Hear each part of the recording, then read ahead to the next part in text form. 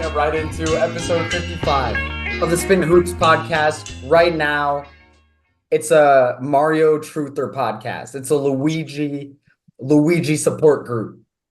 We're not rocking with Peach on this podcast. If you know what meme I'm talking about, you're chronically online. But we've got a lot of stuff to talk about today, Anthony, on a serious note. To be honest, like, we're really just going to get into the Thunder season. They've obviously had a few good seasons. We're going to really dive into it today with a special guest who's going to join us. But on a more serious topic, we do need to talk about the recent release of Jaylen Brown's new song with A$AP Ferg called Just Do It, which was allegedly going to be a Nike diss track. But I think you could argue might have been a Kevin Porter Jr. diss track. Sure. At multiple points. So, Anthony, as Spittin' Hoops, we're hoops. We're also some spitting. Yes, sir. You have the floor, sir. So Jaylen Brown dropped this. I think he's getting a ton of flack because, surprise, he's not a rapper. So he doesn't sound like a rapper when he's rapping. He sounds like a guy that knows how to rap. I know how to play basketball, but basketball play. Yes, sir. And so with all that in mind, it was a solid song. I liked it. He sounds like the kind of guy that could catch a flow. I'd be curious to know how he freestyles. Doesn't really sound like based off of how he was rapping. There wasn't a lot of switch up on the flow. Kind of felt like an easy beat that he could catch a good rhythm. He had some good lyricism. I did enjoy that. And then other than that, I feel like because of where you are as a rapper, he kind of flowed amongst several topics in a way that didn't really necessarily tell a story that I think he was hoping to convey, because clearly there is one there, but I was curious as to what some of those connections were. Overall, I'm always going to applaud somebody for putting something out there. And he's an NBA champion, and a finals MVP, and an Eastern Conference Finals MVP, not an Olympian gold medalist yet, but anyways, that's what it's a wrap. It's not, he's no Damian Lillard, Yeah, obviously. And like, frankly, as much as like I'm not rocking with Miles Bridges, he's also like, he's not a rapper, because Miles Bridges, to be honest, is a different style of rap than Dame Lillard. Yeah. With not as much message or anything behind it, but he does have flow, So if we're just talking pure rap, there's that. I will say Jaylen Brown, it really, like, the moment I turned on the song, it's the low tones, slow cadence, really give me a West Coast vibe. Like, shout out. I know he went to Berkeley, so big shouts. Like, frankly, that was immediately first thing that popped into my mind. And it really felt like he was kind of going for this like Larry June, slower cadence. And the thing is, you need to be very expressive. You need to have an interesting vocal thing going on for those, and Jaylen was a little monotone. That's just my analysis. I mean, we're just having fun on it, just like hopefully Jaylen Brown was. I don't think he was taking it too seriously. I would have loved to see a Nike diss track though. That's just my thing. Like, that was really what I thought it was going to be. I thought it was just going to be like I wanted it to be a full on diss. Like, just start up front to back. I wanted Ferg to get in on it. I wanted Ferg to start saying F Nike. For sure, bro. And I think you make a good point. Yeah, shout out Ferg. The second he came in, it was like, that's the rapper. It's sort of like seeing a really good basketball player at one of the celebrity all-star games. Like Quavo, he's a pretty good basketball player. And then you see him play and you're like, oh, okay. You're not a basketball player. But overall, the only criticism I would have said is, bro, just say it with your chest. Like, really come to deliver. And even though it's a more laid back vibe, I like a vibe where you can still say it with your chest. He'll probably get better. I also want to shout out Iman Shumpert, amazing rapper. Really? Oh my gosh, dude! Check out Iman Shumpert. He's got some songs. I don't love them. By the way, on the Iman Shumpert note, probably the best storyteller in the NBA. Like, now we're changing topics. Yeah. But that guy is a man of many talents. That does not surprise me. He can rap. He's actually literally, when it comes to just watching podcasts, like, anytime Iman Shumpert is on a podcast, I will go out of my way to watch it. no matter what. Even more so than some NBA stars. Like Paul George's podcast is really good. He gets stars on all the time. There are stars on that podcast who are not as interesting to listen to the first time than Iman Shumpert the 60th time. Like, Yes. and also Iman Shumpert has a way of sorry, now I'm like in deep. It actually really doesn't surprise me that he can rap because he has a way of like describing his emotions and like the way he describes like 2016, 2015, and like the evolution of the game of basketball during that time, it really doesn't surprise me that he can rap, frankly. And on the other hand, Jaylen is also someone who's very in touch with his emotions, is also very vocal, good at delivering messages too. Like he has always been someone at the forefront of that. And I just I want to see maybe a little bit more of that. That's all. Mm. Bro, Iman Shumpert is amazing.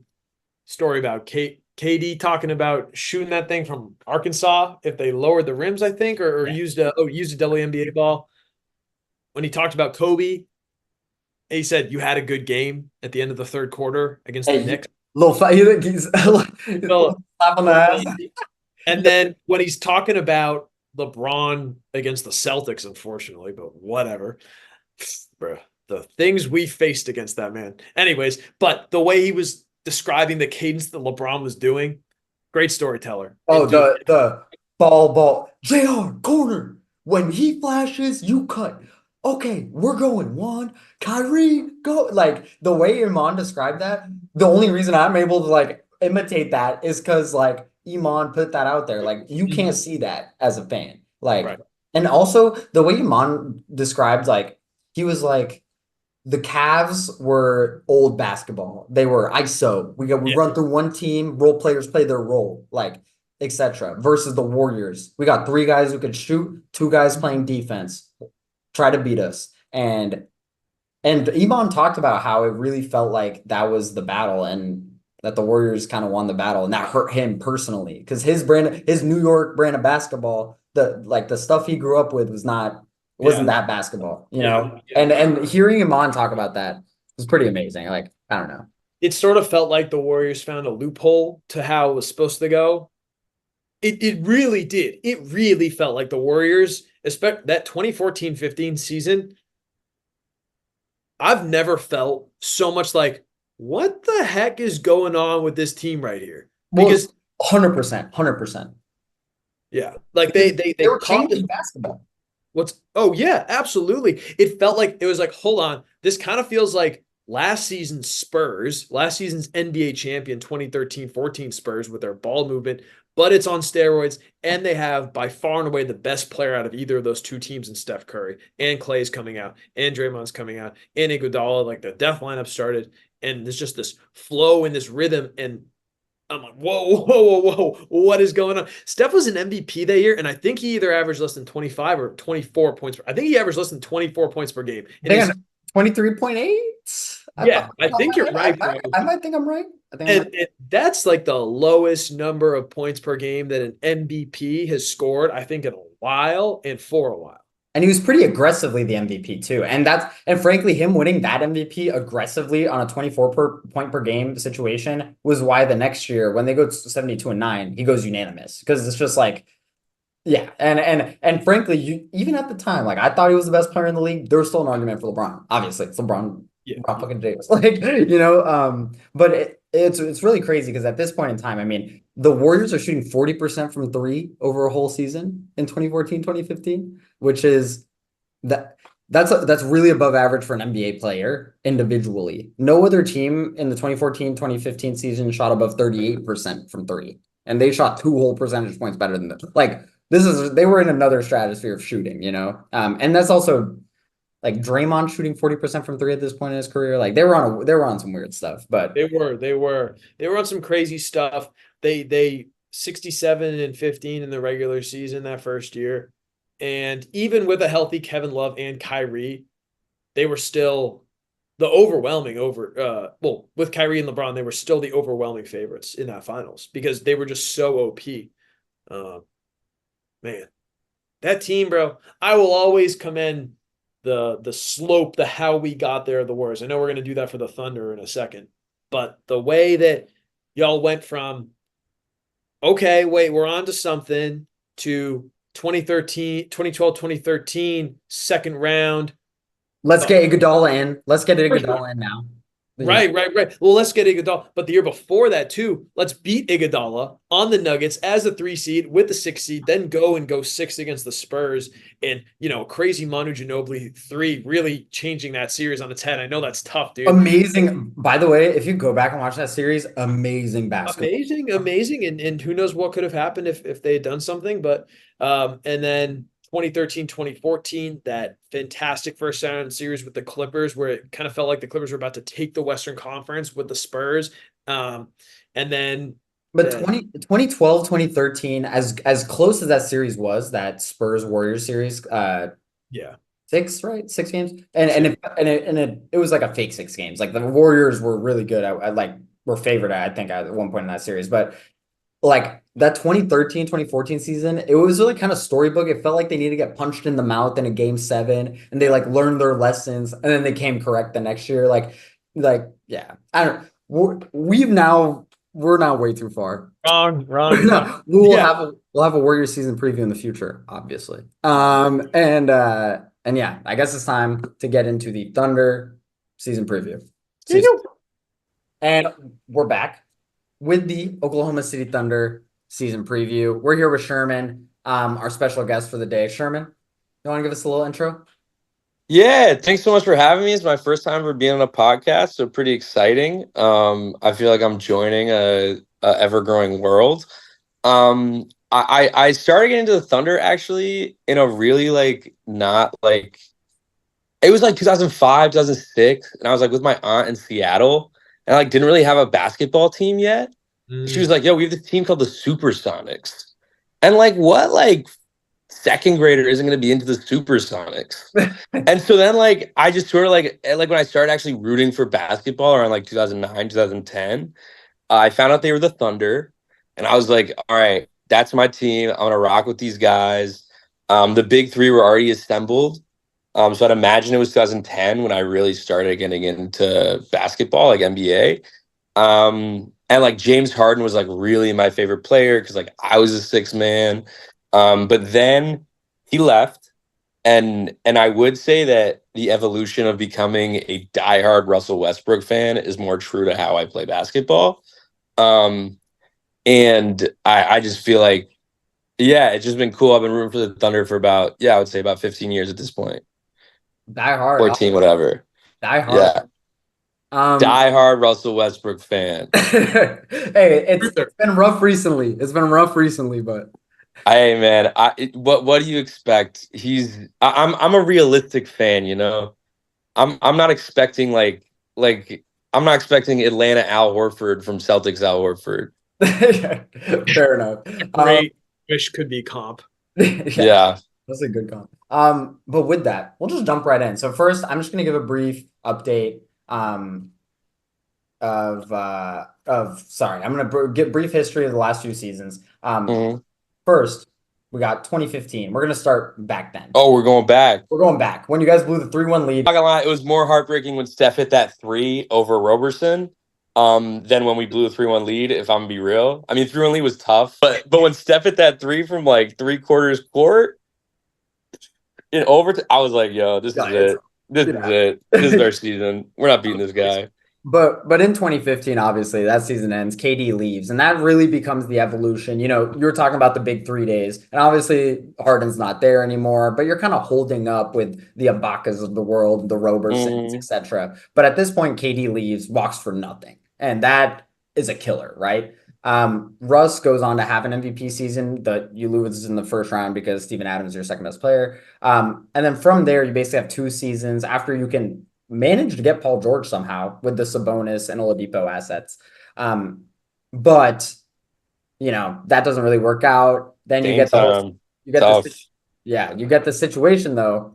Literally, the gods, in retrospect, one of the biggest NBA godsends that we maybe couldn't have realized was coming. And you guys traded a guy who was third in the MVP voting and probably won the trade.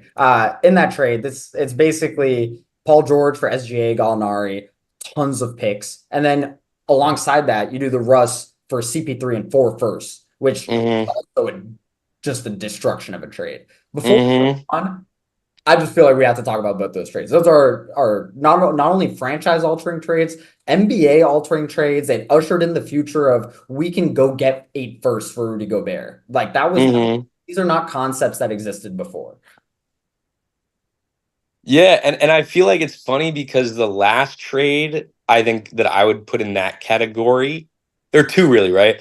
There's the Nets Celtics trade, where the the Celtics basically traded their old guys for their young guys and ended up getting Tatum and Brown off of those picks. Correct me if I'm wrong. But the other trade I think about to go all the way back, which I think set the landscape for the NBA for years, was the Sixers, Nuggets, Magic, Lakers four-way trade Bynum. when Chris Paul got canceled, which sends Bynum to the Sixers.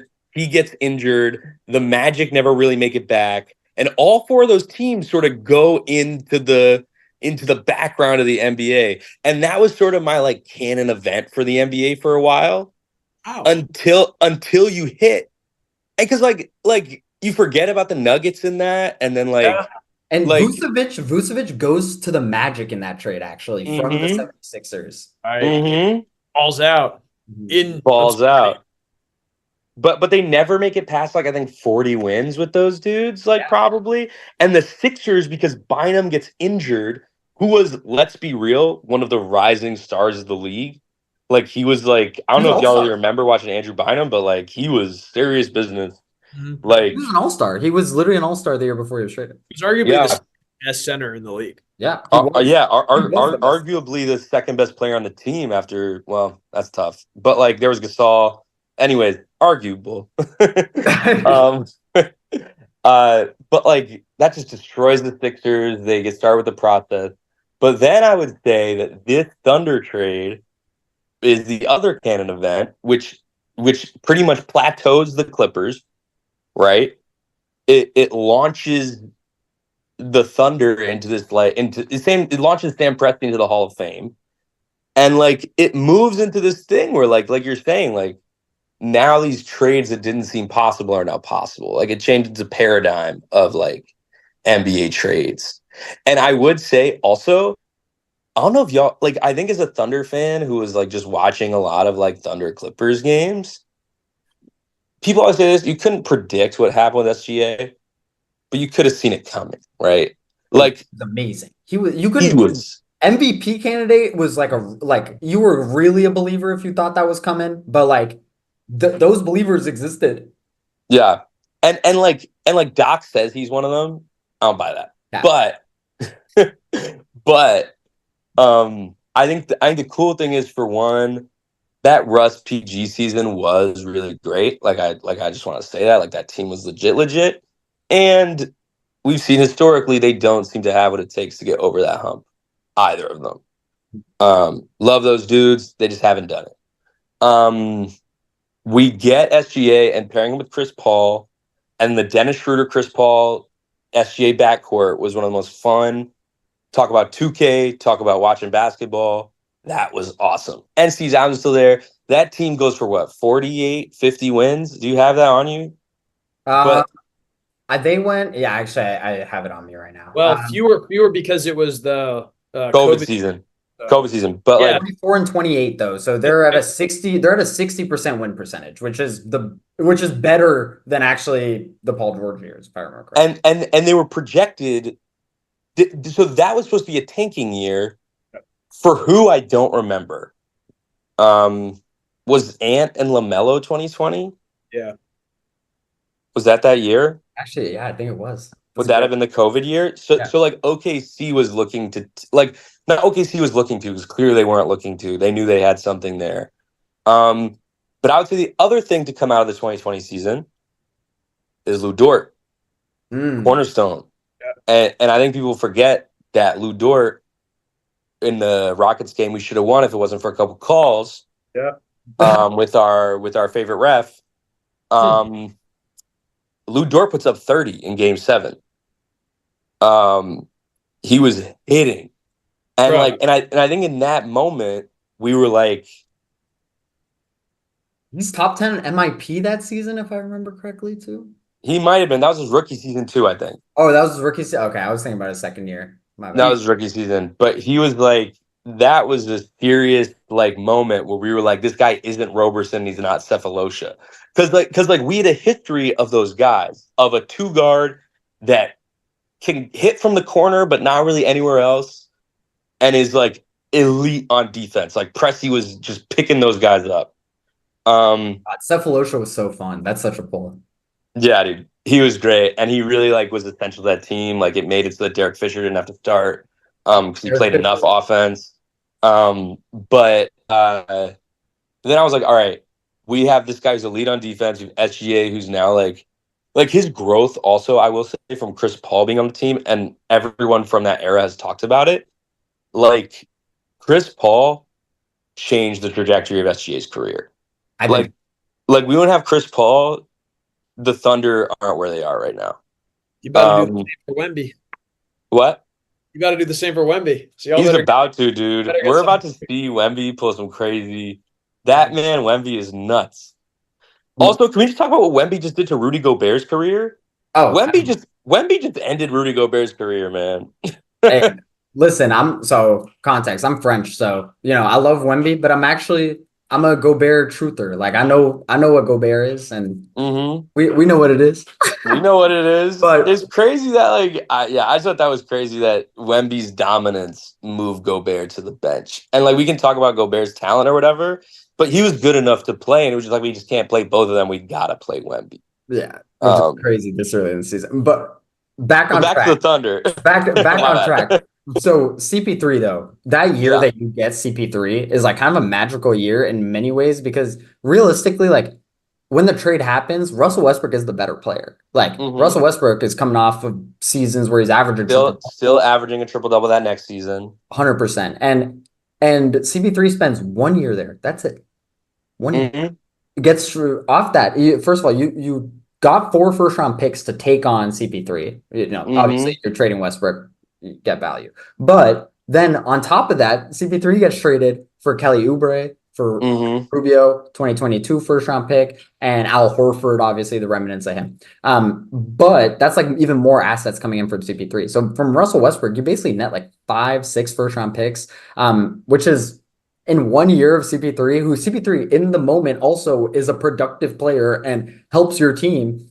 That is the Russell Westbrook trade is just one of the biggest wins, because Russell Westbrook within 2 years is getting dumped out for John Wall, Yeah, which is crazy because John Wall is now just starting to play in Ice Cube's league.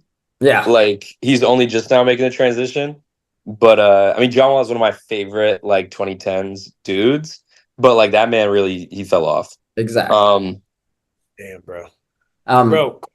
Chris Paul put up, just real quick as last homage, he put up 17 and a half, 5 and 7 with the Thunder for this one season. Bro, and I don't know if you have those pace stats, but I would imagine that the way that because the way that FGA paces the game is the Chris Paul thing.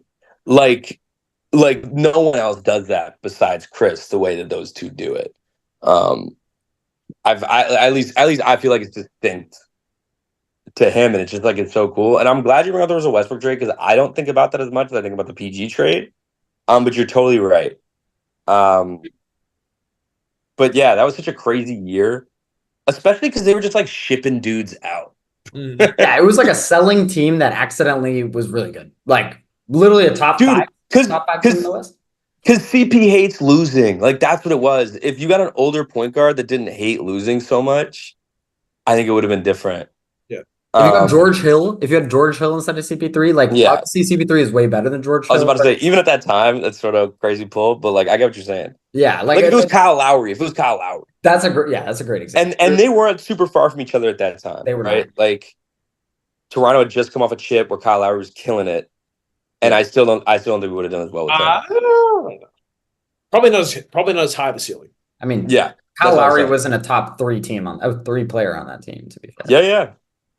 Van Fleet and Siakam were where the real role players there. But okay, now we're jumping in too deep again. 2021, 2022, the year after CP3, you guys draft Şengün. You guys end up trading his rights to Houston, which is just a little note there. But you draft Trey Mann. I didn't even know that. I was learning that right now. All good. You draft Trey Mann, shout out. Aaron Wiggins, who we'll get to later. End the season 24 and 58. This is a true tanking year. This is the hand the keys to SGA year, etc. Those were G League years, man. We were putting the Thunder blue team on the court for real. Dude, those years, our average age was younger than both Oklahoma's U teams, both years. Wow. Yeah. Okashevsky. Boko, my man. They were legend. And then, but from there, that's the last bad year. So that's from after that year, the Paul George picks are starting to roll in. You get Jaylen Williams from one of those Paul George picks. Both Jaylen Williams, right? You get the good one, not the Santa Clara one. As I'm from Santa Clara, actually, so shout out. But yeah, you get the Jaylen with a no Y.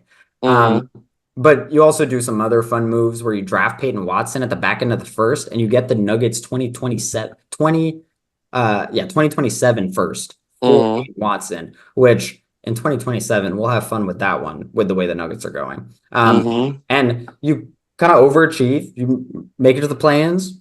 Lose. You lose. It is what it is. Year after, you're the first seed. I mean, the year after. This is now last year. This year. This year. Somehow, first seed, and we'll do a full recap, lose the Mavs in 6. But in the second round. But overall, if we're talking about the last 3 years of this, you're basically gaining 16 wins a year, which is one of the most ridiculous ascents that we've seen. Anthony and I, in the first section of this podcast, right before you hopped on, we talked about the ascension of the Warriors, for example. And even before they won a chip, the Warriors made the playoffs 2-3 times, got knocked out by the Spurs, got knocked down in 7 games by the Clippers, etc. And this Thunder team is the first seed the year after being a play-in team, and the year before that being one of the worst teams in the league.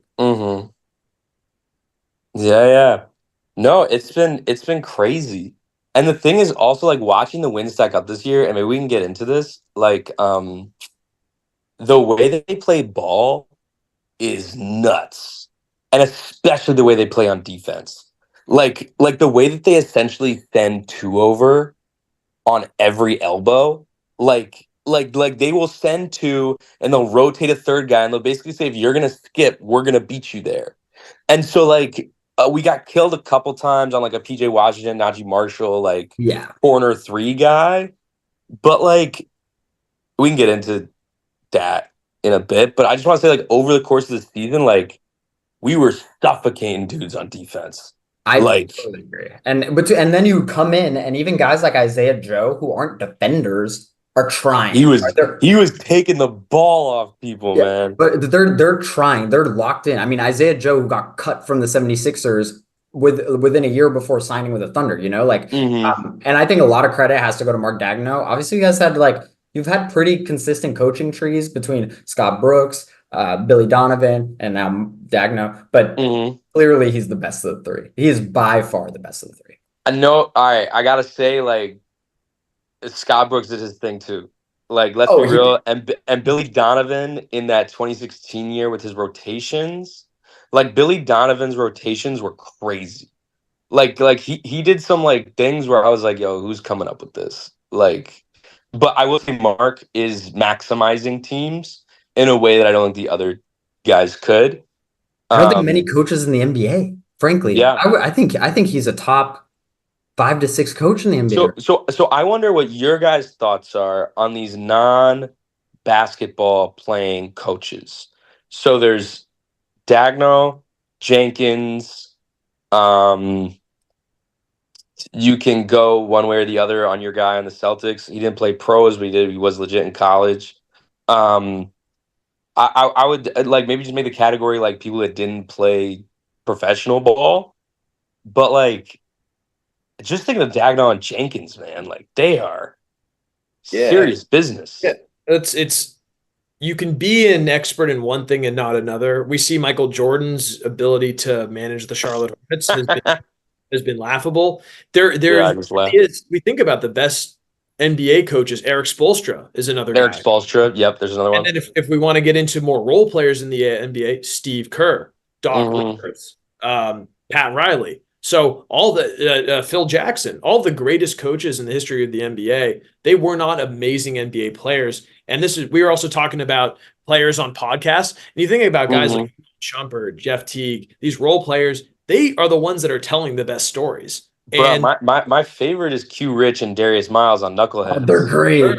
I love those dudes. Absolutely. They are my favorites. So, I mean, I think that there's something to what you're saying where just because you didn't play at the highest level doesn't mean that you can't see other players and their ability to be at the highest level. And that's how you end up with these guys like Aaron Wiggins and Jaylen Williams, again, the one with the Y, Casey Moss, and Joe, are just four guys that are unbelievably well suited for the Thunder. And we're going to talk about this with Alex Caruso joining as well. Dude, wait, let me let you finish. My bad. No, it's just a team that's ready to pop.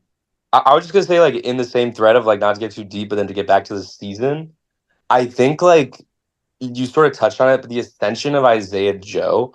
So I texted a friend before the season started and was like, my hot take of the year is Isaiah Joe sixth man. Like, sixth man of the year. Hot take, right? Like, didn't happen, wasn't that close. But I think, like, his prominence on the team and his ability to stretch off the bench, like, and like you're saying on defense, his length, like, he just, I don't know, man. He's just so key. And then Wiggins being able to ball handle. I think, like, sort of what you touched on also, like, Dag now really putting these guys in the best position for them to succeed. And I think that next season, Jaylen with the Y and J-Dub to an extent, because the Hartenstein trade, will be able to, like, be in even better spots. Like Jaylen Williams, I can't wait to see him at the 4.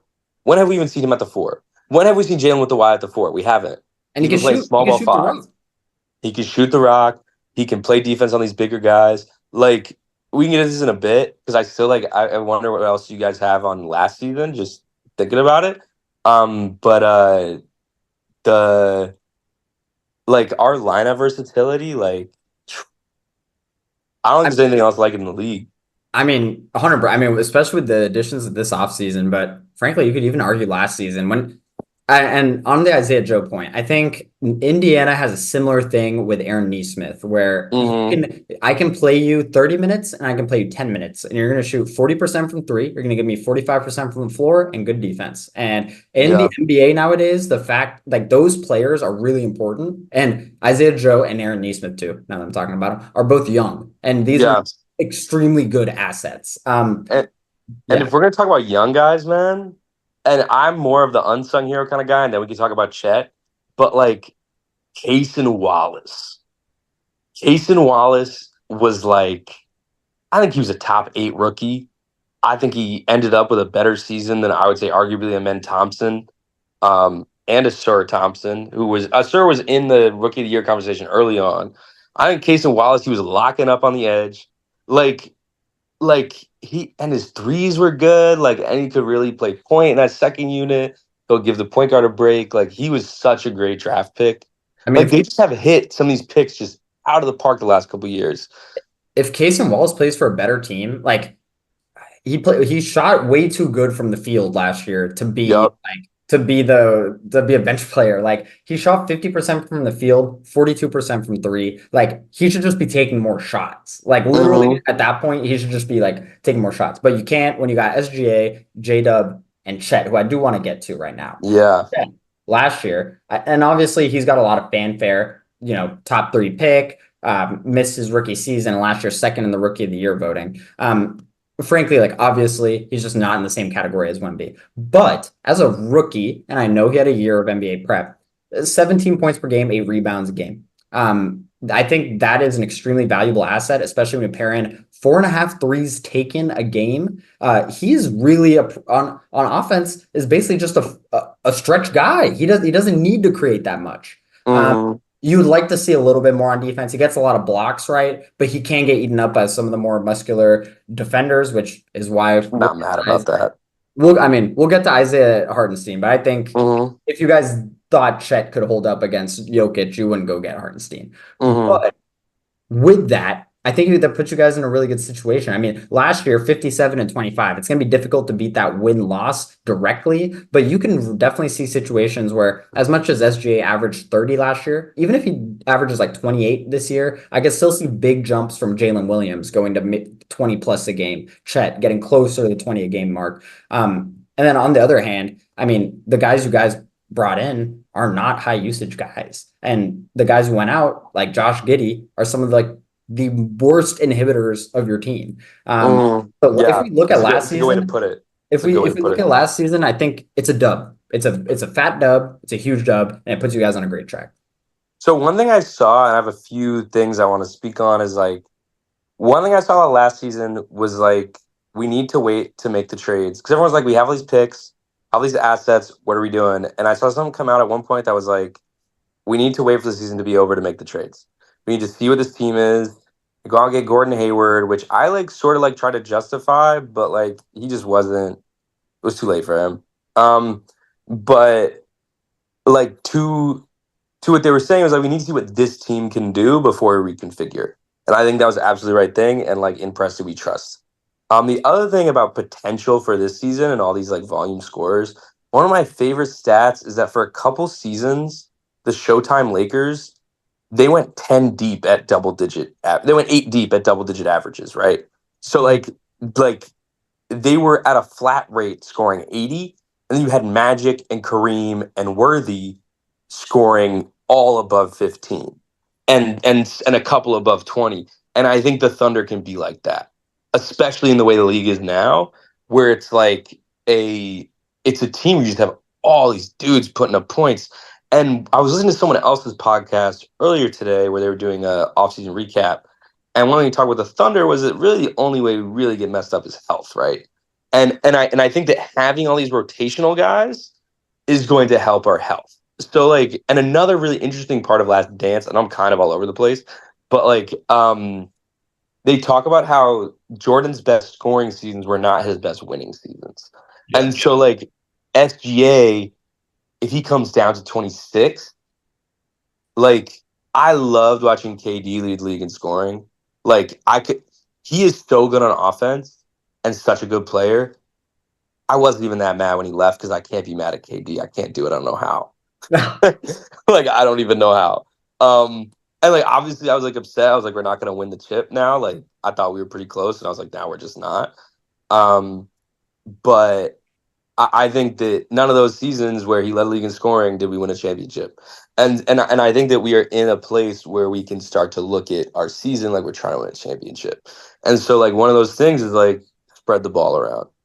Like, and the way our offense works with the cutting, and this is why this is why you take some of the hits on Chet, because you need him on the court to make our offense run. And so like the reason we got a guy like Hartenstein is because he can run, he can hustle. Like we need guys that can like really move so they can cut to the hoop. And the reason why Giddey, and I love the word inhibitor, why he was such an inhibitor last season. Ben Simmons is the best example, and I hate Ben Simmons. This is my least favorite player that I've ever seen play basketball because like he just killed the momentum of a play, right? He gets the ball and you know that it's not going up. And when you know it's not going up, that changes how it works, right? We see this a little bit with Westbrook and Draymond when people don't guard them. And it totally makes the offense static. And with an offense that's all movement, Giddey was bringing some of those same elements. And like every once in a while he'd hit, like he had some games in the Mavericks series where he was hitting, and with Australia he was hitting. But for the most part, his percentages weren't great. And he just was making our offense more stagnant because like even though he was an amazing passer, it was too easy to guard. By the end of the Mavericks series, he's only getting like 12 minutes a game. Yeah, because they couldn't have him on the court. They couldn't run our offense. And so, like, that's why, and maybe we get into Topic now. That's why I think Topic is such an interesting pick because, like, he's giddy. He's giddy, but he's better. And so, like, I think it's interesting to take Topic. I mean, who's to say who's better? Giddy's so young. But, like, it's interesting to take Topic because like that's like, oh, like maybe we did want to keep maybe Presti did actually want to keep Giddey. Well, thank God that he didn't, brother, because you got a great replacement for him instead. No Yeah. cap traded, and you have a first team. I mean, I think that is one of the sneakiest offseason moves far and So away. let me ask you guys, what do you think the starting lineup for the Thunder is next season? Starting five, because I have not been able to figure it out. I don't know even know what my take is. Well, I mean, according to ESPN, the projected starting lineup is going to be SGA, Caruso, Jaylen Williams, Chet, and Ihart. And then you have Casey Wallace, Isaiah Joe, Lou Dort. You could have J Dub with the Y, and Kenrich Williams, even Aaron Wiggins as well. And they'd be rounding it out. But that'd be the starting five. I can't see Dort coming off the bench. I think That's Dort. exactly what I was about to say, man. I think as Dort is here, while Dort is on the Thunder, and don't get me wrong, if you're ever gonna upgrade on a position, unfortunately, it'll be Dort. I've been saying this for like 3 years, man. If anyone's gonna go, it's gonna be Dort, and it's gonna be for some kind of asset like fuck, dude. I don't even know.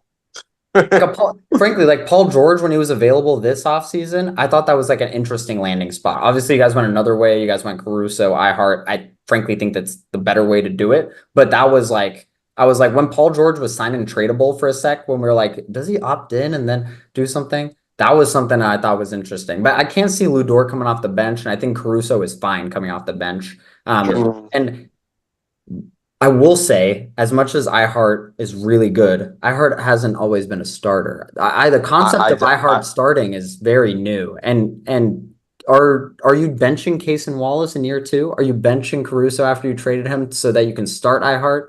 I don't know. So I really tend to think that Ihart will be off the bench as an aspect player. I think Ihart is not going to average 35 minutes a game on this team, in my opinion. And now we're in the off season, right? For the context, listeners, 3 years, 90 million, 87 million, whatever. For Ihart, obviously the Thunder taking him off the Knicks. But I can't see Ihart averaging more than 30 minutes a game. Like, I don't think he's going to be I think he is an aspect player, but your 32-minute plus guys are Chet, Jaylen, and SGA. The rest we figure out later. Yeah, I tend to agree with that. I think Ihart could end up with even less minutes. I think they go the Mavericks model, right? I think they essentially have Chet start and Ihart come in, and when you play against a team, and let's be real, there aren't that many that have like a real center you have to worry about. Giannis. Like a Jokic or Embiid or whomever. Then you do a Ihart to start, Chet at the 4, J-Dub at the 3, and then SGA and Dort, which I think is a nuts lineup.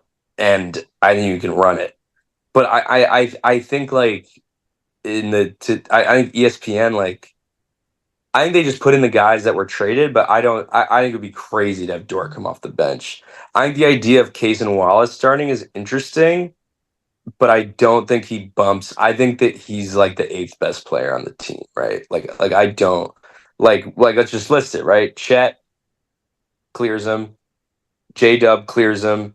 SGA clears him. Caruso, I think it's close, but I think right now he clears him. Caruso definitely clears.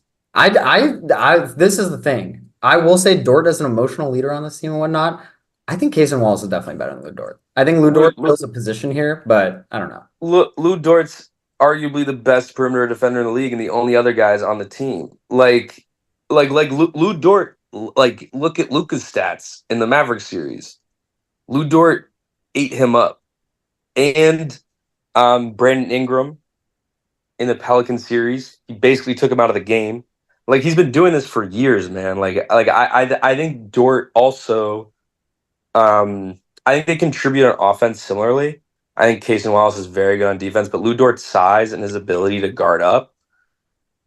And to be fair, I mean, if you're coming up against the Warriors who are going to run pods and Steph, that's where maybe Lou Dort might take a step aside for Case and Wallace. But against most teams who are wing dependent, because the NBA is wing dependent, Lou Dort is just always going to make sense. Like, I would just say there's also a thing where it's like, have Lou Dort guard the best player. Yeah. Period. And unless it's a center, he can do that. Like, Lou Dort has guarded KD and like done work. Like, KD will win pretty much every matchup. period.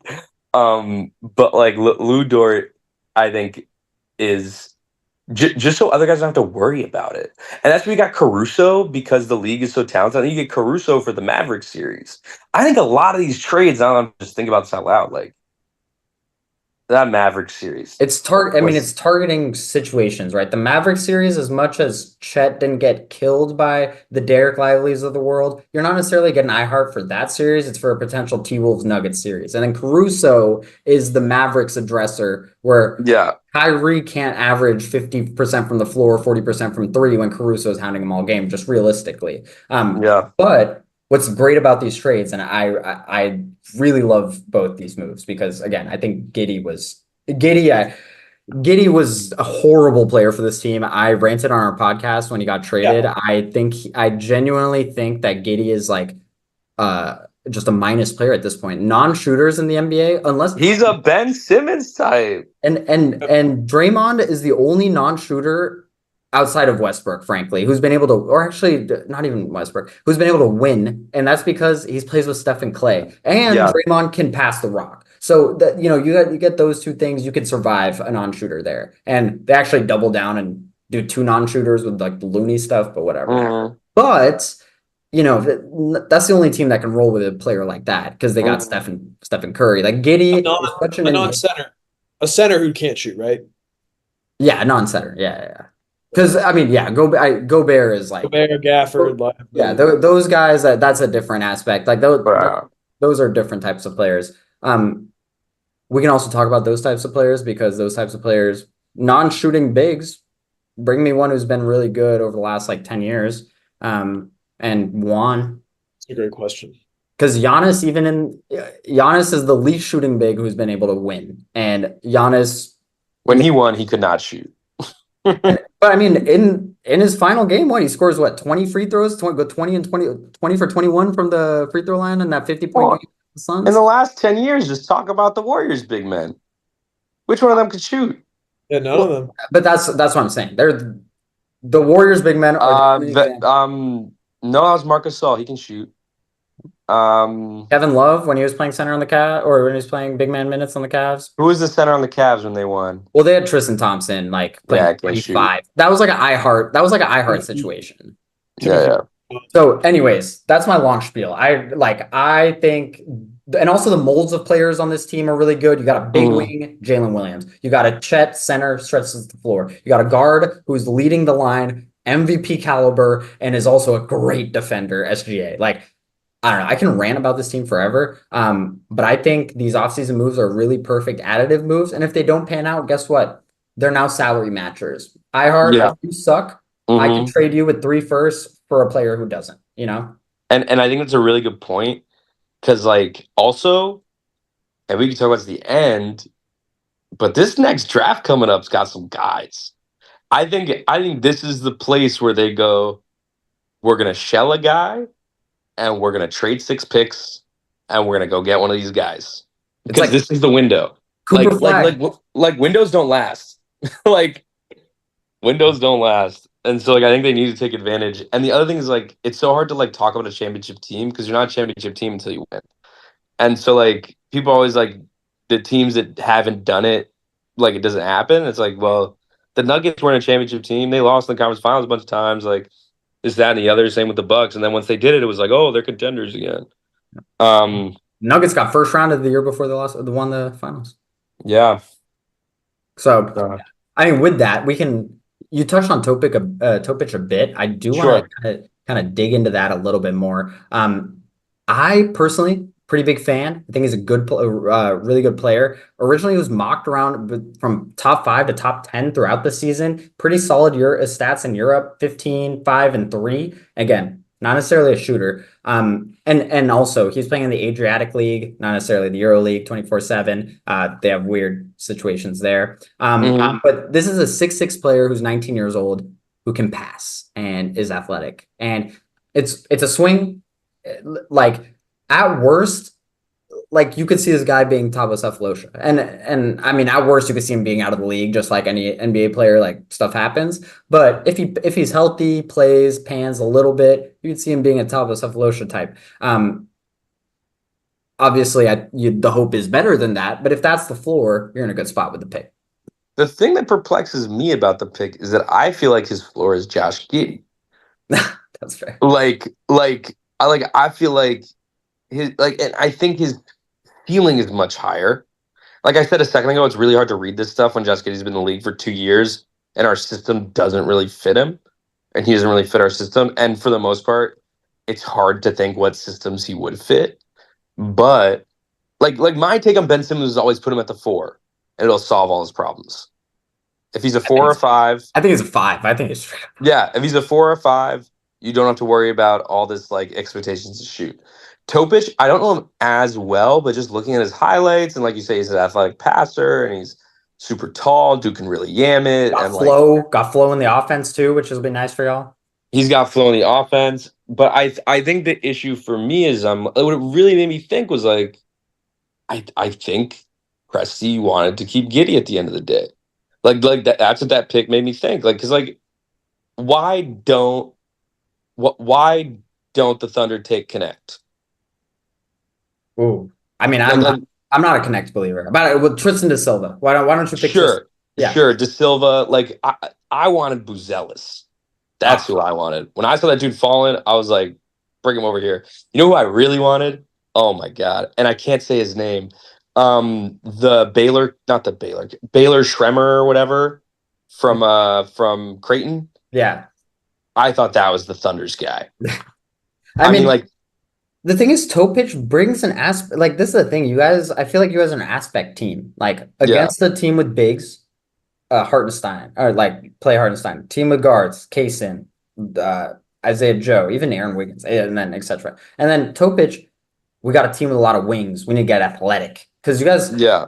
Frankly, I would argue athleticism might be the thing that you guys are lacking the most. Which is why we picked the other guy. Mm-hmm. Dylan Jones, am I right? I don't remember you guys picked in the second round. But he can frickin' fly, dude. We picked this guy in the second round who like is a crazy athlete. Little raw, but he's really good. But I think just generally Topic, I just don't know if he can shoot like that. Like, and that's really just like my big question is like, why did we trade away Giddey if we were gonna pick Topic? And I think part of it is culture. I think that he didn't really vibe with the guys. And with a team that's so vibe centric, what? What else? What's the other reason they might have wanted Giddey out of town? Well, he got cleared. No, it's because you were getting Caruso for Josh Giddey. You got a guy who was 3 first-round picks for Josh Giddey. No, I think too what Tony was getting at.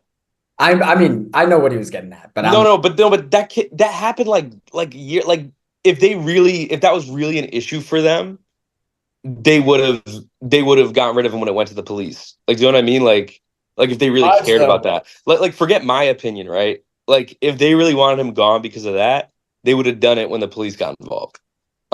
Which was like a couple years ago. To your point, I think it's a vibes thing. Yeah. I don't think he fit the culture, and then the story came out. Unfortunately, stories can just have that impact on a player.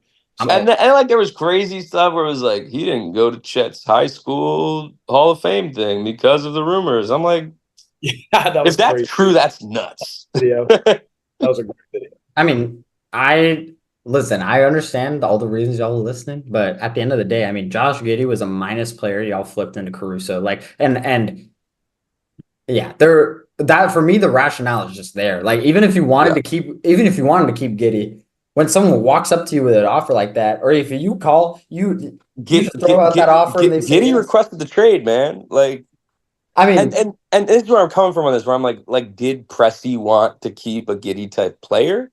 Is like Giddey requested the trade, and then they were like, oh, we can get Caruso. That's literally best possible. Like I'm not mad. I'm happy. Caruso is going to make our team so good. Dude, that defensive versatility. Like, let's just talk about the defensive option lineups. Like, right? Like, you could do Wallace, Dort, Caruso, Chet, Hartenstein. You're just not scoring on them.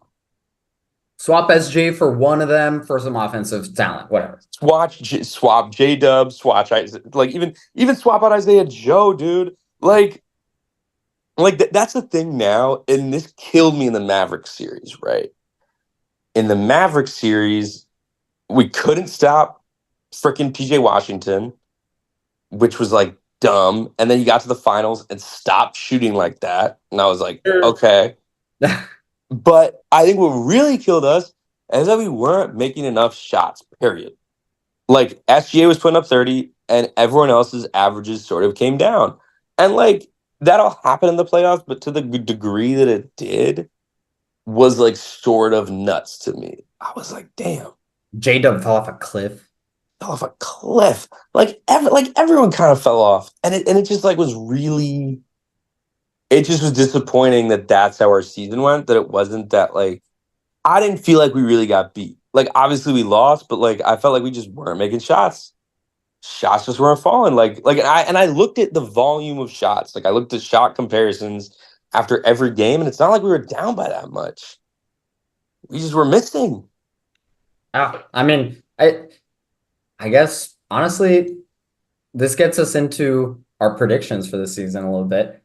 But last little highlight: Isaiah Joe and Aaron Wiggins re-signed. We actually talked both about those on the podcast previously, and we've talked about them in this podcast. We're gonna dig into there. But yeah, so we can just get into the predictions now. I mean, we'll first do best case, or do worst case. We'll do best case, and then we'll do full season prediction. And then whatever context you guys want to give behind that. Anthony, you want to go first? Sure. Best case. Best case. Oh, Tony, you got it? It's hard to tell on Zoom who you're saying you to. My bad. I said Tony. My bad. It's probably just to go, Sherman. Let's hear what you got. No, you got it. You got it. Take? Best chip. Period. End of story. Yeah. Worst injuries don't make the playoffs. Right? I think it would take a lot of injuries for us not to make the playoffs. But like 4 core guys get injured and we are a playing team, maybe. Maybe that's worst case. Legitimate season predictions. Wait, hold on the legitimate one. We'll get to that. All right. Yeah. My bad. But I think that's fair. I mean, I think Chip should be that's what the offseason moves are for now. And it's like, I believe that this team was the number 1 seed for a reason. I kept saying this. I was like, yo, this team was the best team all season. Like, if you were watching basketball, they were the best. When they had all their guys in the court, I don't think there was a team that was better than them. And they got better. We can talk about the Celtics, but, like, I'm a Thunder fan, so I get to say we're the best. I mean, I feel that, dude. I'm looking over the stats from that Western Conference Finals. J-Dub definitely had a poor shooting. He did shoot 38% from 3, put up 17, 6 and 6. So, I mean, if that's going to be your drop off, that's pretty solid. Some of what you're going to, and I'm going to have a more roundabout way of getting to a similar conclusion with your prediction for best case scenario. I think SGA first off is the MVP. I think that's just in terms of overall Thunder season success. There's a voter fatigue question, perhaps, and he gets it. You guys are the first seed again. Maybe he should have had it last year, man. How was he not the MVP last year? Oh, I disagree so hard. Sorry. Really? SGA is not in the same breath as Jokic or Doncic last year. He's not in the same conversation. Both those two guys. They were literally in the same conversation. They shouldn't have been. Doncic is playing with a team that is not a playoff team for half the season and is able to still put up stats like that, percentages that are better than SGA. Jokic, arguably the same thing on the other side, and then Jokic's team flames out. I have to push back on that. Like SGA can be MVP this year, but last year there was a top 2, and there was a best player on the best team, man. And in every other season, that's who you're going with, unless it's like a crazy season, and we just get no respect out here in OKC. Westbrook, that might be fair. Crazy season, literally historic. That might be fair. I do want to finish my take on how good you guys can be. Sure. My bad. If that was the case, then Tatum would have won MVP last year because we lapped y'all in wins.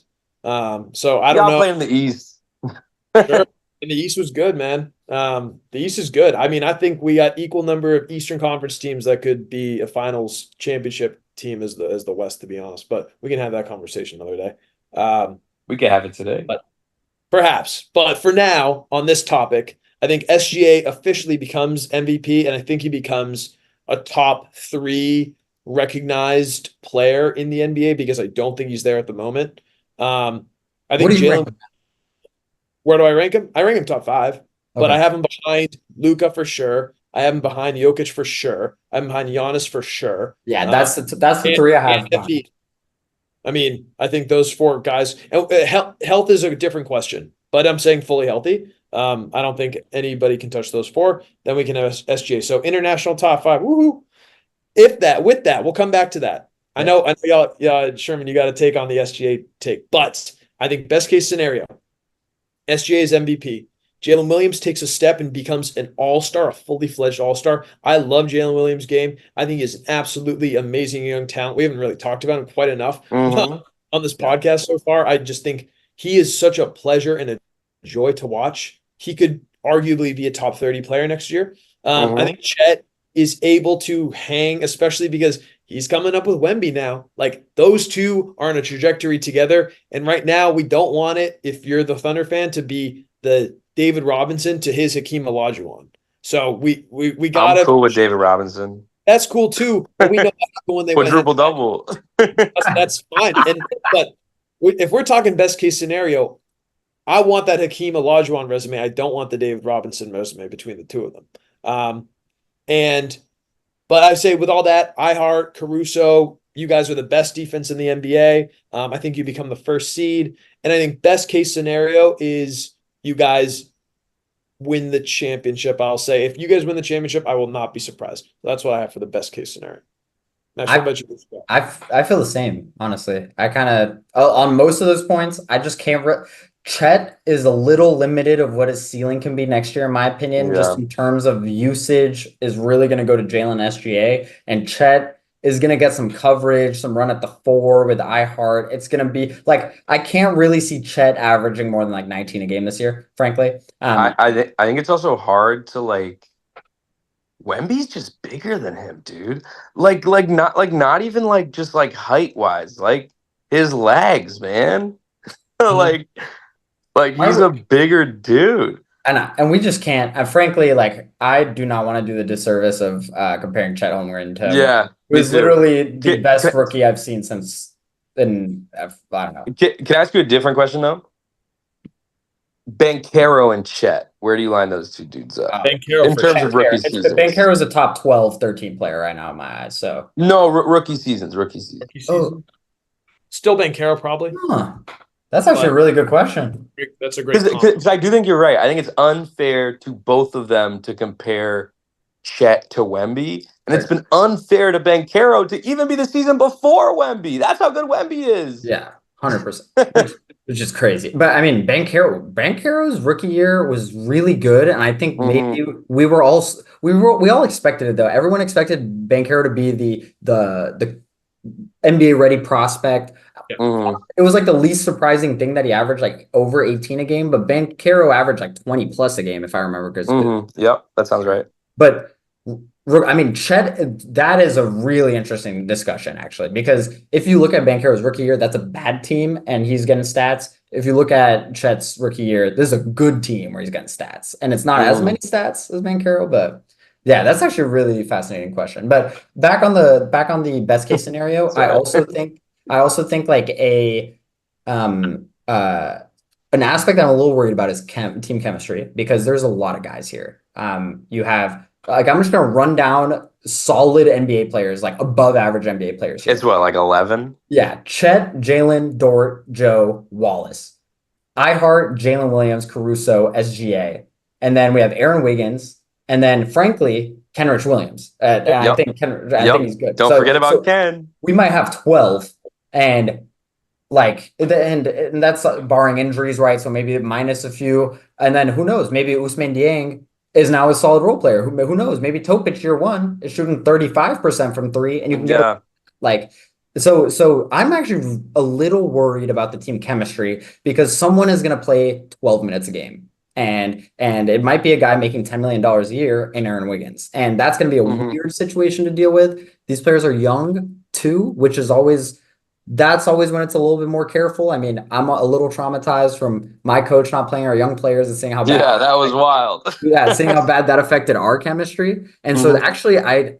that is my number one thing actually this year because win a chip or not, obviously the best case is win a chip, but situations happen. If SGA gets hurt, if SGA misses 2 games in the Western Conference Finals, you're probably not winning a chip, right? If Yeah, Jaylen Williams scores under 16 points for 3 straight games in the Western Conference Finals like it did this year, flipped. and he was good for the other 3, but that's really a killer. And I would like to see the chemistry and that continuity continue because that's kind of my biggest worry at this point. I mean, if this team sticks together for 2-3 years, they'll win a championship or get to a finals no matter what. Yeah. So my best case, chip. Worst case, can't see them being a play-in team. I know the West is really competitive. Unless SGA is out for the year at any point, like they have too many aspects. Jaylen Williams could not play this season, and they have no shot of being a play-in team. They will be Hmm. substantially better than that. So yeah, and if SGA plays 30 games this season, they're still not going to be a play-in. Yeah. They have too much Hmm. depth. They're not going to win 50 games, but yeah, that's kind of what I see being the worst case. Yeah. Yeah, I feel similar. I guess like best case chip. I think you brought up an interesting point earlier, which is now making me think Kason Wallace breaks the rotation and gets 6 man. Hmm. Um, which I think is just gonna be hard because like to what you're saying, the rotation gonna be crazy. To your point, and this isn't really like quantifiable. Those dudes love to play together and they love being on the team, and I think that's a chemistry saver in a way that we didn't have back in the day, And right? it's like Trey Mann almost started that. Trey Mann, when he wasn't getting any minutes, just being complete vibes guy, and Yeah. and they still love him after he got traded, obviously, shout out. But it almost like he almost set that standard a little bit. I really Hmm. big shout out. Yeah, dude. And I think that's something that like is like different about this team. And I think it's more akin to like I don't even know, man. Like what are teams that maybe that young Warriors team, even though Steph wasn't quite as young. Um, but like that I don't even know which teams to compare it to. There aren't a lot like it. The Raptors Steph, Um, Steph 2019. was it. Then SGA, if that's what you mean. what? Steph, like early 2012, 2013, you're Yeah, I'm saying? talking like 2013. Yeah, dude, he was younger than SGA is now. So that's a Yeah, well, so maybe that team. And That Clay was like a actually rookie. That's a good comparison. Those Warriors teams were also weirdly deep because they had like Jared Jack, David Lee, Jermaine Bruh, talk O'Neal. about it. Mo Buckets. Yeah, Mo Bucket. Come on, Mo Buckets. Talk about it. Sean Livingston, who went 100% from mid range. 100%, yeah. dude. Come on. Dude, I saw Sean, sorry, this is a side topic. I saw a Sean Livingston jersey at a club a few weeks ago, and I went and dapped the dude up. Yeah, dude. And I Dog, was like, I jerseys at the club, hated it's those like, Warriors teams as much as I loved them, mhm. which I Okay, feel like but was all of us. let's get into predictions Wait. though. Oh wait. Let me Oh, hit with the worst case scenario. I'm actually a bit more bullish on you guys in terms of the floor. I really don't. I really struggle to see you guys actually lose a first round series. I think the floor for y'all is a like you get wiped, gentleman sweep or swept in the second round. Um, Okay. I just think that you guys are too good. I don't see you being worse than a 4 seed, and I don't think the Lakers are going to figure it out. I don't think the Grizzlies are going to catch up enough. I love Ja. I just don't think he's quite there yet. I think the Mm-hmm. only teams that can beat y'all right now are the Mavs, the Timberwolves, and the Nuggets, and I don't think that's a first round matchup. So unless something happens that's crazy and some fifth team comes out of the woodwork and gets super hot, I think y'all are headed for the second round at the worst again. Yeah. And like I guess if I'm gonna do worst case, no injuries, right? Because I Yeah. think that's injuries isn't a fun exercise, just like everyone gets injured, bad season. But worst case, no injuries. I would feel more similar to Tony. Like um I one thing I'm thinking about now that we're talking about it is like the Rockets have some guys take some leaps Sure. and we're just not ready for it. And we see that in the second or the conference finals. They have some momentum, and Jalen Green becomes a 30-point scorer, and Sangoon figures it out, and Van Fleet is the vet who has a chip. Like I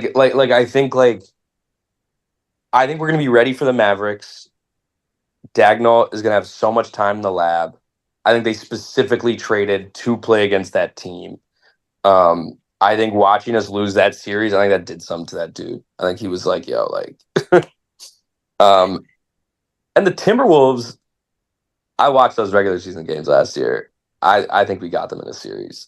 I think you guys are. I actually think you guys are a really good matchup, like against the T Wolves. Like they're a team you instantly like the Gobert thing where we get mad at Gobert because he can't guard spacing. Like it doesn't when they play the Nuggets, you go, oh my God, Gobert, I love you because Jokic he can guard Jokic and whatnot. But against y'all got the spacing to take care of like a situation like that where Towns is gonna have to play a lot of five in a series like that. And I will say though, in the worst case, just circling back to that just really quick, I do think the Grizzlies could beat you guys in a Yeah, best case. I was just hearing someone talk about this today, and I think that the main thing about the Grizzlies, one, if they are healthy, bruh, I think people forget how much of their team was out last year. Like Ja and Bane were out for a lot of the season. And Like, Smart. yep. And And Brandon Clark. I Derrick think like Rose, GG had a crazy season. Yeah. Like they've got great rookie, like great sophomore guys coming up. I think Edie is underrated.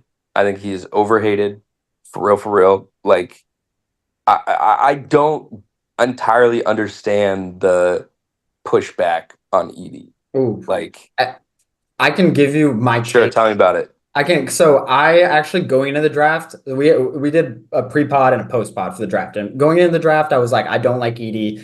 He can't space the floor, can't switch. But if he goes into a good situation where he just has to be a role player or whatever. But then he goes to the Grizzlies, a team that just got rid of Steven Adams. He can just step in. He doesn't even have to be good. He just has to be big, be a body, play 20 minutes, pick up rebounds, and catch an alley-oop. And so I actually don't think he's that skilled, and I don't think he's that good. He doesn't need to be. This is a perfect situation. So even though I'm a hater, I can also like I'm frankly like 9 felt steep for Zach Edey, but 9 for to the Grizzlies feels perfect, frankly. I guess sort of to that point, right? I guess really where I would nuance my take on Edie is like, I didn't get why people didn't think he could make it work in the NBA. I feel like the takes on Edie were like, this guy's a bust. No matter where he goes, he's not going to make it. Like, I feel like he would have been a good role player or like a solid starter with a team like the Grizzlies where he's setting like Gortat screens and like just like being a big ass pick and roll man.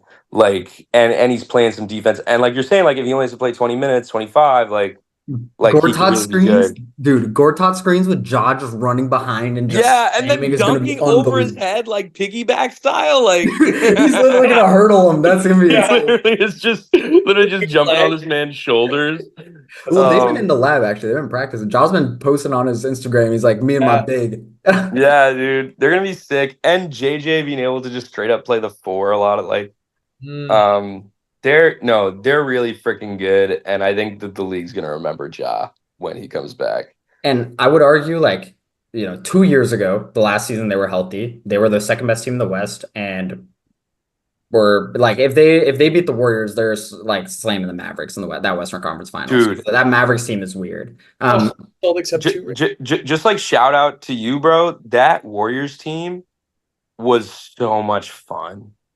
Yeah. Oh, it was. I'll like. I would love it if we won another chip. I want Steph to win another chip. I want the Warriors to win another chip in my lifetime. But after that one, like, frankly, like that was just icing on the cake. Yeah, really was, dude. You guys didn't need it, but that team was. Steph Curry is just like, ah. Dude, I was watching a video of just compilations of him running the curl screens. Oh, just come. Bro, I'm like, can we run that in pickup? Like, can I get that going with somebody? Like, if I set a down screen, someone will set the screen for me, I can come back up. I'd be like, I missed the 3, but like, I want to run it. That's awesome. Yeah. You want to get into the predictions, Anthony? Let's do it. Sure, we'll save you best for last here. I'm gonna go middle of the road in my hot and my cold. I mean, I just think it's somewhere in the middle. I'm gonna say this again. I don't think SJ wins MVP, but he remains in the talks.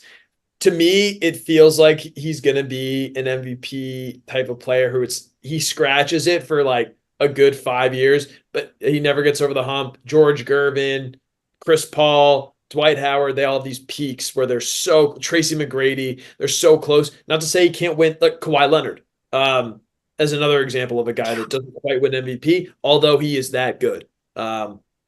That point aside, I think you guys make the conference finals.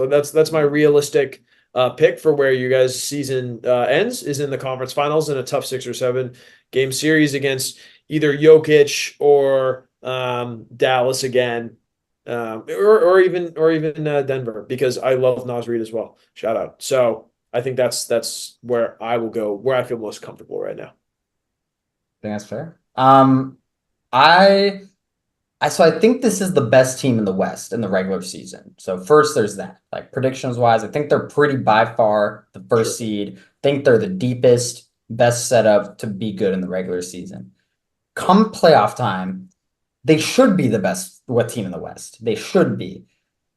But this is a team that is, again, I think you might need a little bit more roughening up to be able to get over that hump. And which is stuff we've seen with previous teams, again, with Denver, et cetera, et cetera. But realistically, last year was your first real playoffs. Like playing and getting slammed 2 years ago was, not that. So I am also in the Western Conference. I have it on the Western Conference Finals. I will say I don't, off the top of my head, I don't know who you guys would lose to, because I think you guys match up really well against Denver. I think you guys match up really against Minnesota. Match up really well against a lot of those teams. I actually think Grizzlies are actually a pretty tough matchup for y'all, but I can't predict the Grizzlies to make a finals without seeing them.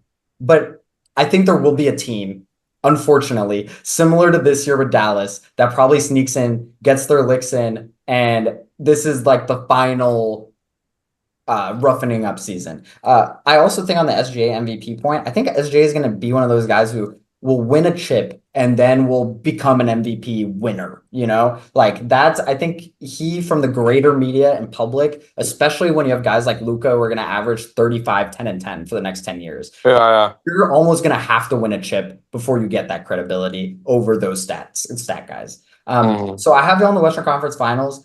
I will say between now and the start of the season, I could update that to have you guys having you guys make the finals. But that's kind of where I have you guys at this point.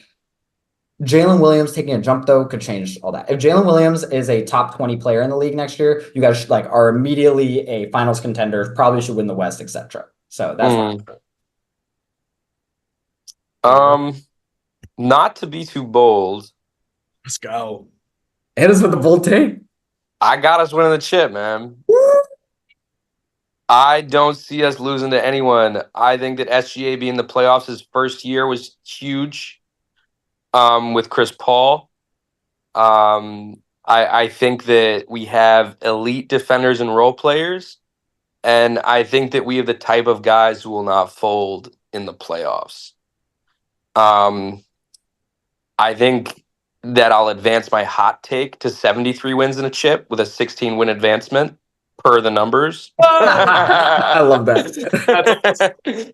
Which would be crazy, which is what makes it so hot. But for my regular take, I would just say like 60-win-ish season with a chip and no MVP. I think you're right. I think that Luka's going to keep racking these up, or Jokic or whoever. I think like there's a part of me that's like, how we hating on Westbrook and like for having these crazy seasons. We're gonna give these seasons for stats, but and for wins. I know I'm just a kind of salty Westbrook fan, but with that aside, I sort of tend to agree. My only like counterpoints are like not good points, like Steve Nash won an MVP. And dude probably shouldn't have won the MVP. So not really a good point. I mean, I will say though, if as like there is a situation where if SGA goes like 32 a game and you guys are a 60-win team, like that is Could be. To be fair, like as much as I frankly actually see it going the opposite way, where SJ probably like the team is probably better and SJ scores less. But if there's a situation where the team's even better, looks even better, and SJ is scoring more, stats wise, that might put him over the hump. Yeah. My other last thing is that I think that we have the league's best defense, right? And so I think that is what I think, similar to the Warriors, and people don't talk about this as much. They lock people up. Best defensive team of like the 2014 to 2018. Dude, they were freaking nuts. And I think that Dagnall will go back to the drawing board and will take the weakness out of the defense. Because right now the defense has a very distinct weakness, which is the skip pass. And so the on-ball double with the weak side guy coming over is cool, but it leaves us wide open for that corner three on the opposite side, which everyone is hitting nowadays. Like everyone has a guy who can hit it, and in both series in the playoffs, we got killed on it, even though we didn't lose to the Pelicans. Like Najee Marshall was looking like a star, and so I think like that's the adjustment that needs to be made. And then just having Hartenstein, just having a big body, like we didn't even have a big body we could pretend to throw at anyone. And so like having a big body to put out there, I think is going to make all the difference. And so I think like best defense in the league will result in a chip. And I think if we don't have that number one defense, I think the chip's out. I think that's the I just feel like most of the teams that, I mean, defense was championships, right? Why do you think that the Thunder have a good should be predicted to beat the Celtics in your hot take? In my hot take or my any take, if I have them win the chips, if we're talking about a world where the Celtics make the finals again, I think that we win. I think we're doing things that other teams can't. I think we'll be able to hang with them scoring wise, and we'll be able to mark up. I don't see, like, the Mavericks were heavily overmatched, and the thing about the Celtics, right, is that their top six is the best top six in the league. Period. End of story. By not far. that close. Yeah. Right. Like there's the fun conversation going on the internet right now that like Dame and Drew are the same kind, are like both Hall of Famers. And if you don't put Drew, like if you're putting Dame in, you got to put Drew in. And I think that's a fun conversation people are having. And so we're talking Drew, and then there's like the whole like Jaylen Brown's nuts. Jason Tatum's nuts. We have to get into the Olympics at all, but Derek White has gone from someone who's a liability from the three to someone who's a volume 3-point shooter. Like, I mean, you remember 3 years ago, right? Yeah, he was missing them. I mean, do you remember this? Sorry, now we're talking about the Celtics. Do you remember Game 7 of the Heat series last year? And Derek White, like everyone on the Celtics was crapping their pants, and Derek White went, "I got this." Second quarter, like 10 straight points or whatever, and I was like, "Oh my god." Yeah, sorry. Now I'm too far on Derek White, but Anthony, if you want to hop in on your Celtics take. No, I think my thing is just like I think we match up with them. I think that's really the story, right? Is that like I think that for the same reasons that they are really good, I think the Thunder will be a little deeper. And I think that we have the guys to match up, and I just think we have a good matchup. And as a Thunder fan, I take us winning. Yeah, I mean, that's fair. I'd say as an NBA fan, I still think the Celtics win just based on the championship experience at this point. And you're not a champion until you're a champion, bro. If the Thunder win, then everyone will be like, that's the experience. I mean, that's fair, but we've been knocking at this door for years and years. So as somebody that knows how hard it is, just because you make the conference finals, like it's not sweet, and it's really tough. I also think the only other reason why I'd zig your zag here is because I don't think Tatum played very well in the final. Like, I think he played this version of like a Draymond Green style hybrid that could score better. As in, do we want to get into this conversation? Can guard the 1 through the 5. And I think he's just going to be a better player next year, at least offensively. And I think that is just going to overtake any development that you guys have. Just going to be beat up in the West. And I think realistically, it's hard to beat the Celtics right now. So are we gonna get into the Tatum legacy question? Like Tatum not needing to be the best player on the team for the Celtics to win? I mean, I think there's an argument to be made that that's like a positive now. No. Here's what I'm getting at. Do you think that because I don't think the Mavericks were set up to beat the Celtics? Now, to be fair, the Celtics last season can now be looked at as one of the greatest seasons because they won the championship, right? So it was like this wasn't all smoke. They blew everyone out. They did it all season. They did it in the finals. I just think, and we didn't even get to see this last season because the Thunder. I was at this game, bro, and it was so disappointing. The Thunder didn't even have like half their starters when we played the Celtics. And so like I think that Jason Tatum will need to step up in a Thunder series in a way that he didn't need to scoring wise against the Mavericks. And when has that happened? When has Jason Tatum been a good scorer? In the playoffs. He dropped 46 on Giannis. He dropped 51 on Embiid. Slammed the Brooklyn Nets in 4 games. Yeah. Which Brooklyn Nets? The KD Nets? KD and Kyrie. Nets. Year after they should have won the chip. Which game was the Giannis 46? It was game 6 when they were down 3-2 on the road. Elimination. Word. I mean, don't get me wrong. I understand the take, and I actually don't hate it. Like, I will say of all the teams in the NBA, the Thunder on paper do feel like the best equipped, and it would be in a different way than the Celtics. Celtics beat you with their top 6. Thunder beat you because they got 12 guys. No matter what you ask of anyone, they can go to it. If it's a Porzingis game and Horford is getting benched and Porzingis is going ham, we can go 2 bigs if we want, etc. I think can Chet not guard Porzingis? He can. I just mean in theory. No. I'm just saying that in general. To your point, I don't think there are really many other teams that can actually D up with the Celtics. Yeah, he's a great matchup for Porzingis. That's 100% true. And Hartenstein won't be easy for Horford. We don't know what Horford's going to look like at the end of the season. Sure. I do think that Derek White is still improving, right? Derek White hasn't peaked yet. Drew Holiday is still Drew Holiday. He had to take a couple seasons off for family reasons, serious business. But I think that elongated his career. I just think it's a good matchup. And also saying the Thunder are gonna win in a series against the Celtics isn't me saying that they're gonna clear them by any means. I just think that in a 7-game series, I could see them winning. Sure.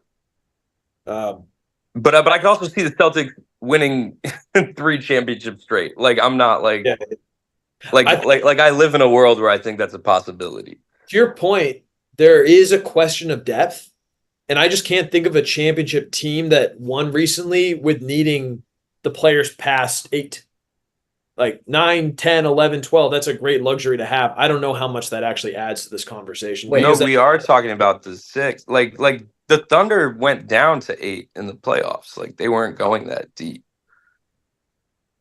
See where it got them. I mean, I actually would argue we've seen a role player based team be really good and win a chip. 2018-19 Raptors, you had 8 different players that was averaging 20 minutes a game during the regular season. OG, Marcus Gasol, Ibaka, Van Fleet, Danny Green, Siakam, Kyle Lowry, Kawhi Leonard, Jonas Valanciunas, and then they trade for Jeremy Lin at the deadline, who actually averages 20 minutes a game for the rest of the season. So I actually think there is a blueprint for this. And Kawhi during that season was on another level, but as not a level that's a good comp. Yeah, not a level that is unattainable at all. And then if you look at actually the point distributions of the rest of the players, you're looking at Siakam is basically 18 a game at that point. Then Lowry, Van Fleet. The issue is Lowry and Van Fleet, although they're both 15 points a game in this season, they're extremely efficient, good on defense, etc. But that's the contributions of a Lowry, Van Fleet, and a Siakam type could be equaled by a Jaylen Williams and Chet Holmgren type, That's what I was saying about the Showtime Lakers stat. Yeah. But I also think that this is really more of a question. Am I wrong thinking about how deep did the Nuggets go? Because they had Bruce Brown. Was that 7 or was that 8? 6. They Six? had no one. They had 5. They had KCP, Jokic, Yeah. Gordon, Jamal. I'm blanking on the other starter that they had, and then they had Bruce Brown off the bench, and then they had Brown. They had Brown. Yeah, they had Brown in come there. in. That was like the revelation. And that was it. 7th man. And Jeff Green, right? Yeah, but he was going for the red. He wasn't playing that was many playing minutes. like backup. He was playing like backup center. It was weird. Yeah. But he was in the game. Yeah, no. I know. I was misremembering that just because Bruce Brown had such a big role. Yeah. I was thinking they went deeper because I don't think of him as like the 6th guy. But you're right, though. The teams haven't really gone deep, but there is a historical precedent for a team this talented to be this deep and to really make a challenge. The thing is that their historical precedent is the Raptors, who did need, monumental injuries to win the chip, to be fair. But hey, I mean, if monumental injuries happen to the Celtics and the Thunder win the chip, you're not going to complain. I won't, but I won't not acknowledge it. You're better man than me. Better man than me. But at the same time, right? It's like I will also, to the Celtics' credit, I was not a Pritchard appreciator. That dude can play. I really thought that he was like a defensive, like he wasn't gonna be able to stick on the court, and I feel like this season especially made some leaps there. But Hauser really came up in the playoffs. He ended up playing much better on defense. Yeah, I guess it's just like I see a world where the Thunder win that series. I don't think it's crazy for them to win. I like that. All right, Sherman. Sure. We're gonna test you real quick. Okay. And based on everything you've said, it feels like this is going to be a pretty easy quiz for you. But there are 1, 2, 3, 4, 5, 6, 7, 8 players in the Thunder / Sonics franchise that have been nominated as an All-Star this century. Can you name all 8? Since 2000? Yes, sir. All right.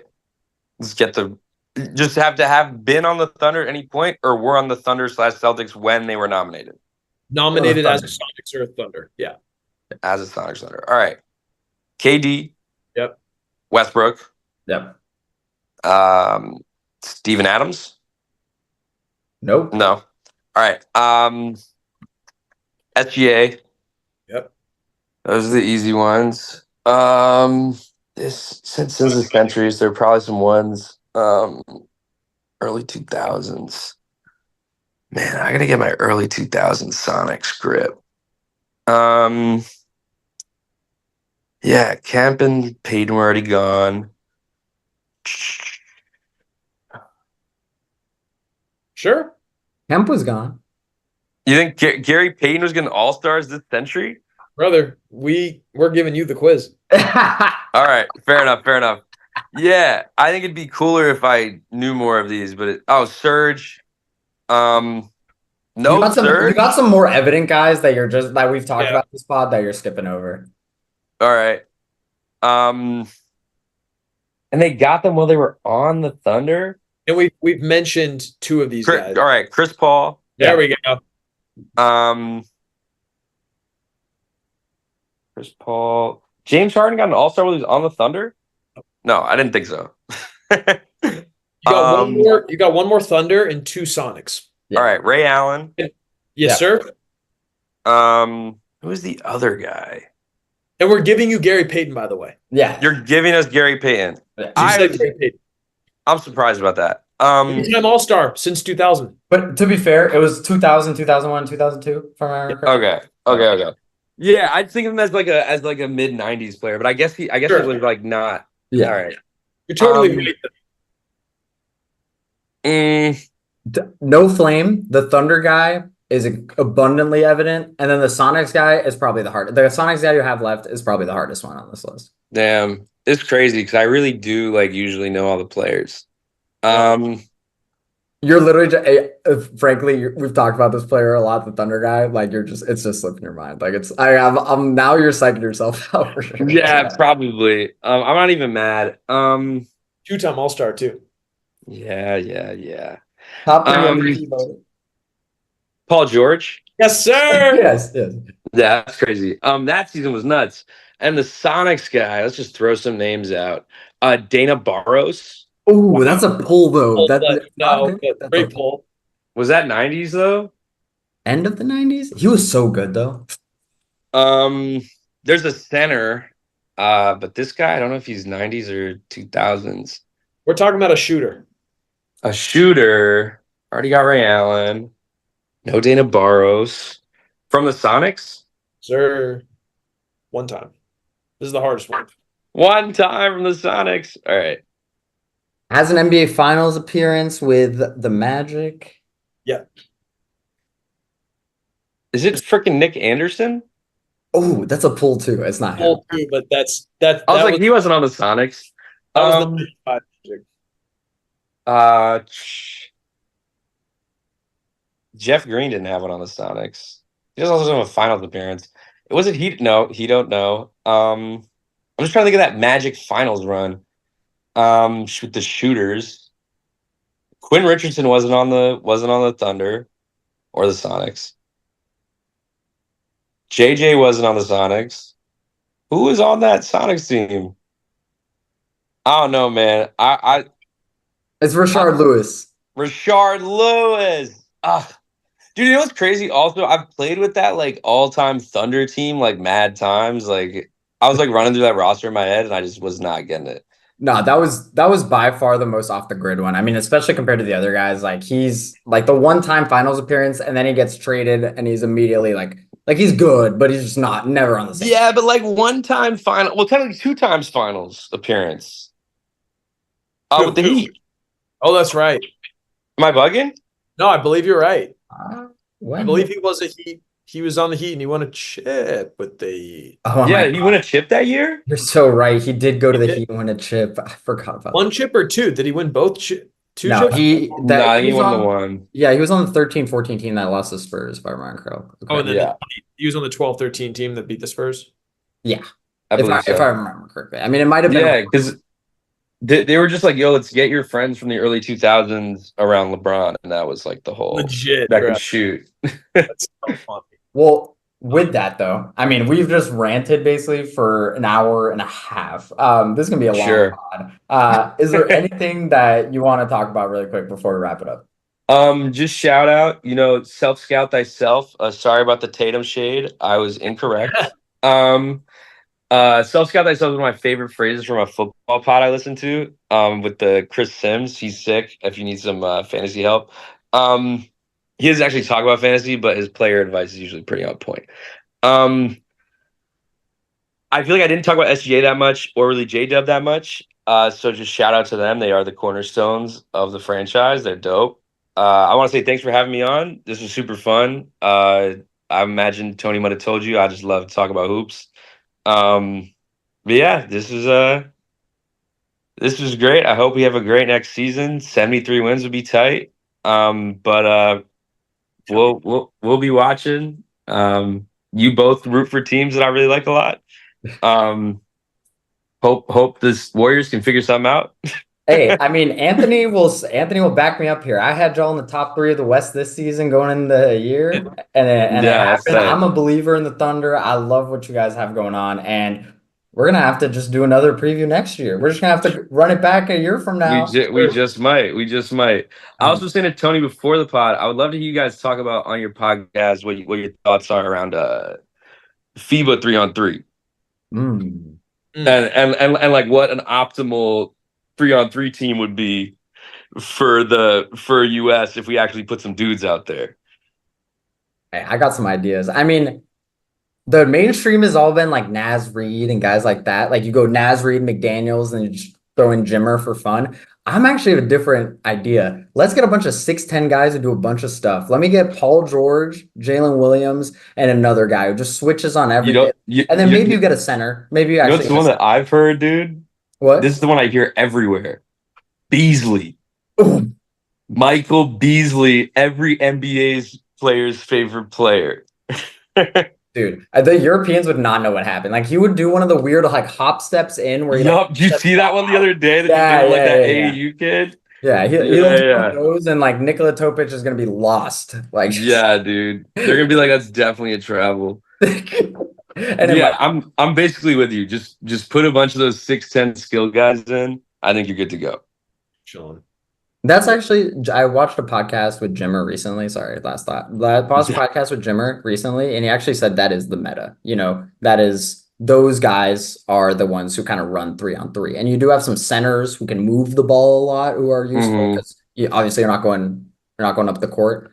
But that was kind of what Jimmer was saying, and it does make sense in my mind. Yeah. It's also like just get guys that are just a tier above the guys we said. Like multiple tiers. Like even just a couple. Like, anyways, for another day. But yeah, thanks for having me. This was super fun. Love talking about the Thunder. Yeah, this is great. Of course. Appreciate it, dude. Yeah, and thanks for hopping on, obviously. Anthony, you want to take us away? Sure. Thank you guys. Continue to like and subscribe to our podcast. We'll keep these season previews going with future teams down the line. Sherman, thank you so much for coming on. Looking forward to a great Thunder season. Man, 73 games would be elite. We got to come up with some plan for that. But, we're going to keep chatting off-season hoops, historical stuff that's going to come up real soon. We're excited to keep getting into it. So y'all hang around and we'll talk soon. All right. Spittin' Hoops. We out of here. And until then, we'll be spinning hoops. You got to do the outro. Peace out.